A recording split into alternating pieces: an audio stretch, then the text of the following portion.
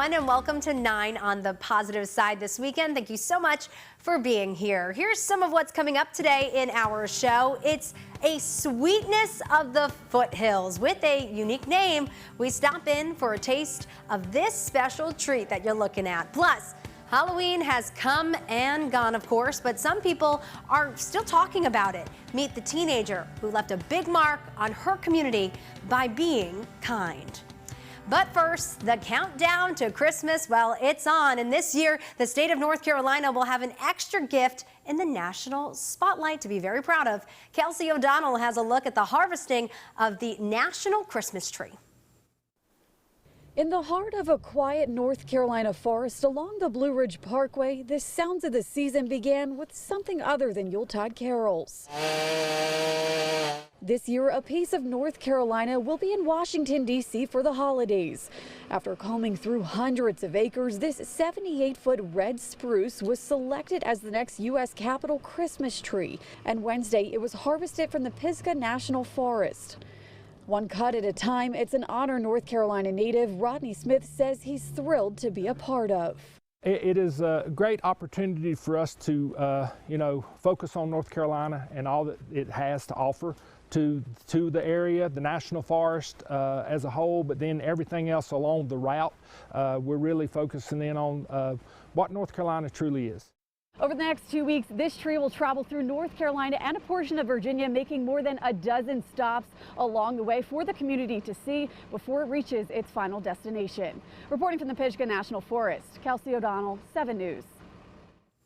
And the tree is going to make several stops on its 2-week journey, like Kelsey said, to Washington, D.C. And lucky us, it's going to make a stop here in the east, in the city of New Bern on November 12th at Union Point Park from 1 in the afternoon to 3 in the afternoon. More than 7,500 ornaments made right here in North Carolina will adorn the People's Tree on the West Lawn this year in Washington, D.C. And speaking of already thinking Christmas, Santa is looking for your Christmas list in the town of Winterville. He placed a special mailbox in Town Hall. You can drop off your letter to the box that you're seeing right here, and it'll get sent directly to Santa in the North Pole.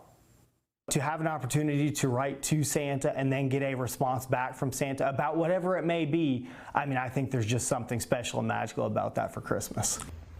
Sure is. All you have to do is make sure your name and your address is on the envelope, and you have to drop it off to that box by November 28th. So you have plenty of time to get your list over to Santa. And speaking of the holiday season, Starbucks lovers, listen up. This one is for you. The company is unveiling its new holiday flavors and also their cup designs. You can expect white chocolate mocha, peppermint mocha, among other flavors, to be at a Starbucks near you. They also have cold drinks like their iced sugar cookie almond milk latte. Now let's talk about their designs. They're actually really cute. The company says the designs are all about the comforts and cheer of the holiday season. And what's the holidays without some dessert? One native to Surry County with what some say has a funny name is getting a lot of attention, and people are celebrating the dessert called the Sonker. Chad Tucker has more after getting a taste test. We moved here in 2004, and we would hear the neighborhood ladies talk about, hey, I've got to go home and put the Sonker in the oven. History is best preserved in places, food, and stories. And then it was just handed down from generation to generation, and it's been on Sunday tables ever since. Yes, it's a Sonker, this staple dessert with a funny name, born right here in the foothills of Surry County. So very few things are left in this world that have a 200-year tradition, and Sonker is one of them. You want to get it to be somewhat thin. Today, we're making cherry Sonker. The other difference, and this is kind of the difference between ours and a lot of other Sonkers, is that this dough right here. A lot of people do batter on the top. We're going to make a sweet potato with fresh local persimmons. Everyone has their own twist. They go into a 375-degree oven. Up the road at Shelton Vineyards, they use a little wine. We're placing them in the oven. So Riesling can hold up to different spice. But that name, Sonker. There's a Scotch-Irish that. Where did it come from? Historically, the word Sonker is a term that they used for gentle rolling hills, i.e. the foothills. So when you make the crust on top of it, it resembles the foothills. Nothing better on a cool fall day.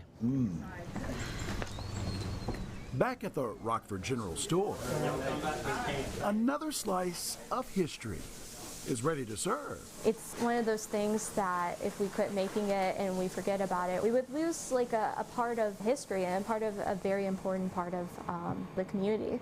I think they're going to hand this to you when you go to heaven. Well, soccer was just part of everybody's family. It was just a part of life around here, and that's what makes it so unique to this area. It's alive today just like it was 150 plus years ago. In Surrey County, North Carolina. And it's not crunchy like a cobbler, it's a soccer. I see why it's a favorite. Yeah. I'm Chad Tucker. That's good and sweet. It's not every day you get to smash a pie in your principal's face, but that's exactly the opportunity some students got at North Dublin Elementary School in Mount Olive. I wanted to see all the whipped cream in his face. I wanted to do it again next year. So we had to talk to Cash King. He was one of 10 students to pick whether to pie his principal or assistant principal in the face at North Dublin Elementary School. As you can see, he chose his principal. This was all part of a fundraiser for the school. We're told it supports teachers, classrooms, and students there. Now, Cash's mom, Ashley, tells us Cash raised more than $550 with the help of family members, businesses, and so much more. He is extremely determined and always has been. When he has his mind set to it, he's going to do it no matter what. Cash was the 5th top seller. Cash says when they have their fall fundraiser next year, he wants to raise more money than he did this year. There's a unique reading program happening inside classrooms at Martin County schools. Let's take a closer look. South Creek High School student athletes are reading to 2nd graders. It's all part of the 2nd and 7 Reading Foundation. The program is a way to get students excited about reading, all while encouraging them to give back. It's a great program for our elementary students and 2nd graders to get them involved in reading at an early age. All our student athletes at the high school level in Martin County is involved in this program. We partner with all our elementary schools in our district, and we go out once a month and they get free books and we read, and all the books have a life lesson, teaches about different character skills. And they're reading the Hog Molly series, which has a bunch of lessons in it, including the concept of winning and losing. The foundation was started in 1999 by some former Ohio State football players. A picture's worth 1,000 words, but it ain't really the real thing. You're looking at the winner of this year's St. Jude Dream Home giveaway winner. We have to show you the inside too. It's just beautiful. Ben Hauser of Vail, North Carolina, touring his new home after winning the prize. His sister, Sandy Brooks, of course, could not miss the moment to look around too. I had to come with him because I wanted to help him, you know, even though he can get around just fine. But I really wanted to see this place.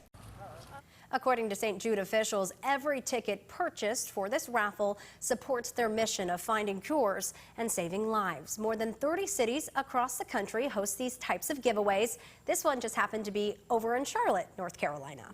And what's better than good news? Well, more good news, right? We're asking you to send story ideas to us. We want to hear about the positive things happening in your communities. Send your ideas to the email on your screen, newsdesk@WNCT.com. You can also reach out to me on Facebook or on Twitter. So it's not just about Christmas in here, because we have troops who are deploying, and they're always in my heart. Supporting our troops and their families, especially during the holidays. Next on 9 on the positive side, more on the mission that does not stop giving. The holiday season can be hard for those in the military and their families. One nonprofit organization in North Carolina aims to support those currently serving. As Ken Watlington shows us, they're doing so one care package at a time. On the outside, it looks like your basic strip mall. Just one? But there's plenty of hustle and bustle inside one of the units. This is where the magic happens for Ayden, North Carolina-based NC Packs For Patriots. We call this the southern branch of the North Pole. That's because they're packing with a purpose. We are preparing Christmas for troops who are away from their families and friends and homes for Christmas. So we try to send a little touch and taste of the holidays to our troops who are serving away. Barbara Whitehead started NC Packs for Patriots back in 2004. People don't realize you're standing within a 2-hour drive of the largest bases for all 5 branches of the military. The nonprofit first collects donations from businesses, churches, and individuals from across eastern North Carolina. Then volunteers pack those donations to send to service members around the world. From the times that I've been overseas myself, to have these care packages come in, it makes it a little bit easier to be away from family, especially during the holidays. And what makes NC Packs for Patriots even more remarkable is that everything you see in this facility is donated, and that includes what goes into the care packages, like the toiletries or maybe some snacks for the troops. But the most important donation is monetary. They need money to pay for the postage to send out these care packages. Our Christmas packages alone probably will be about $8,000, and that's just a 1-month, 4-week period.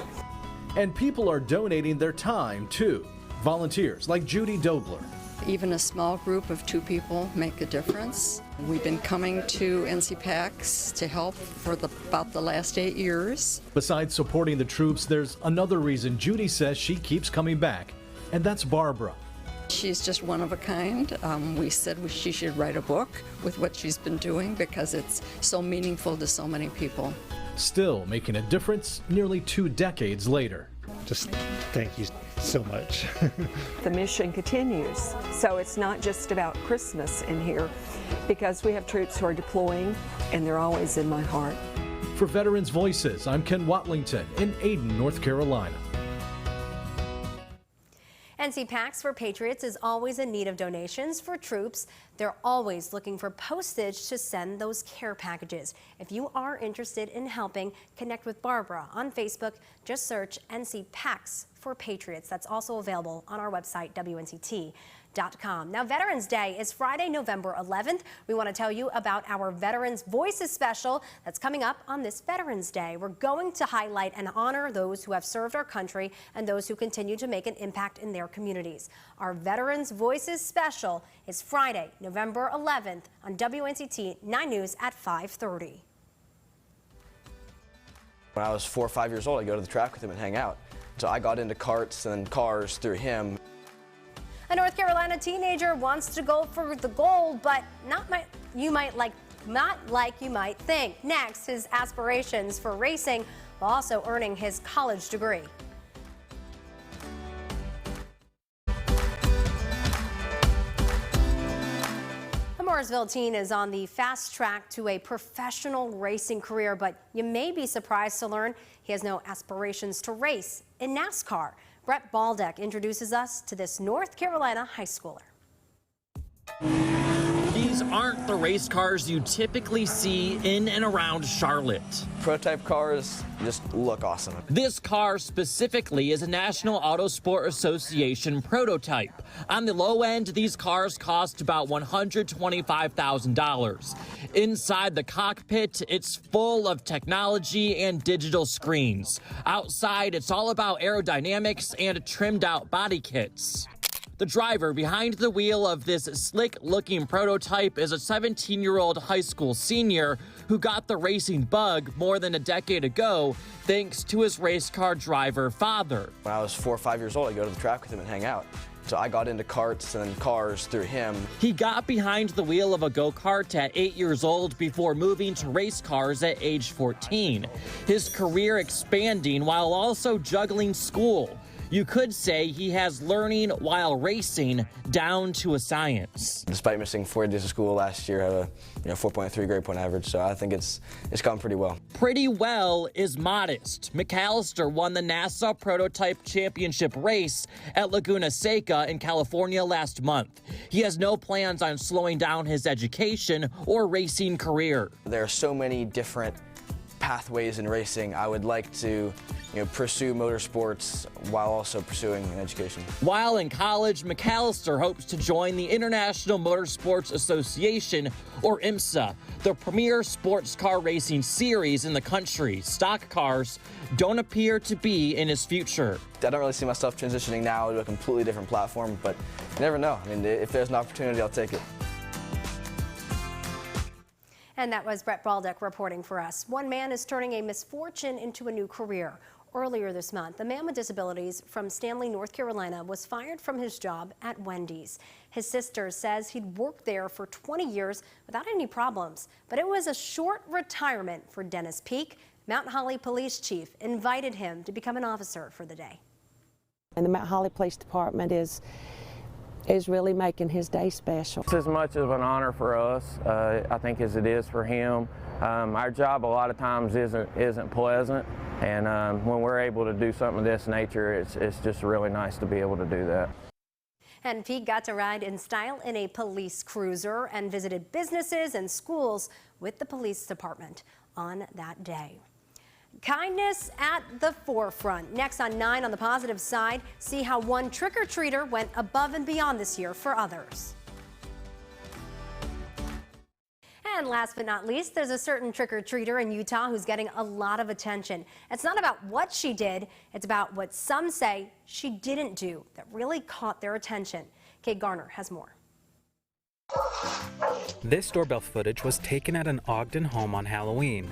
And no, you're not seeing it in reverse. So I go and look and I was like, that's not the candy that we put out. And so then we checked the camera and I was like, oh my gosh, this sweet girl just took half of her candy and put it in our bowl for other kids. But when they got home, Riley Colson says her family was surprised. We had been out trick-or-treating and we'd been watching the doorbell and I was like, oh, we have to hurry home because all these kids are like leaving empty-handed. The next day, she posted this video on a Facebook community page. Within a matter of hours, hundreds of people shared and thousands of people liked the post, and the community search for this anonymous trick-or-treater was on. I saw a lot of posts about people getting their candy bowls stolen and family heirlooms and just all of these things. Nathan Kazarian has a Facebook page with 150,000 followers. He uses his platform to poke fun at Utah, but also to highlight the good, and shared the post. I think we need to elevate kindness, especially when a child does something good. He and his fiance decided to gift this longboard to the trick-or-treater to pay it forward, if they could find her, that is. Throughout the whole day, I'm just like thinking to myself, dang, like I can't believe it's up there and that people like know me as Beetlejuice Girl. The social media blitz worked, and Michaela Martinez Brands, the trick-or-treater, was found. I'm a teenager and this holiday is typically for kids, so I wanted to have another kid to be able to have a good handful of candy from this house, and I didn't really need the candy much anyway. A sweet gesture that has touched the community. Her mom says that her favorite is Reese's, and I can't wait to give her peanut butter cups and Reese's Pieces, just all of it, the whole 9 yards. Reporting in Ogden, Kate Garner, ABC4 News. Really is a kind thing to do. And thanks so much for watching 9 on the positive side. We hope you have a great weekend, everyone, and we'll see you back here next time.